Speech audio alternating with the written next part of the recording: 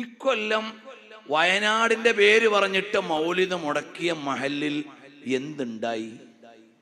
മൗലൂദ് നടത്താനുള്ള പൈസ മൊത്തം കൊണ്ടുപോയി വയനാട്ടുകാർക്ക് കൊടുത്തോ? അതല്ലെങ്കിൽ ആ മഹലിൽ വയനാട് ഉണ്ടാവാതിരിക്കാനുള്ള എന്തെങ്കിലും ചെയ്തോ? എന്തെങ്കിലും ക്രിയേറ്റീവായ കാര്യങ്ങൾ നടന്നോ? വയനാട്ടുകാർക്ക് എന്തെങ്കിലും ലാഭം ഉണ്ടായോ? എന്തിനാ മുടക്കി?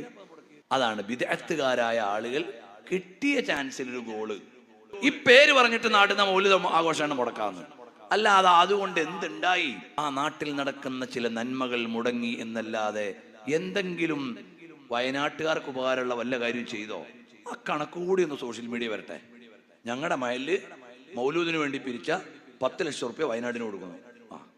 അല്ലെങ്കിൽ കഴിഞ്ഞ കൊല്ലം ചെലവാക്കിയ അത്രയും പൈസ ഞങ്ങൾ വേറെ സമാഹരിച്ചു വയനാടിന് കൊടുത്തു. യഥാർത്ഥത്തിൽ എല്ലാ മഹലിലും ഗ്രാൻഡ് മീലാദ് നടത്തിയിട്ട് അവിടെയുള്ള മോമിനീങ്ങളോട് പറഞ്ഞ് വയനാട്ടുകാർക്ക് വല്ല ആവശ്യം ഉണ്ടെങ്കിൽ നിറവേറ്റി കൊടുക്കായിരുന്നു വേണ്ടത്.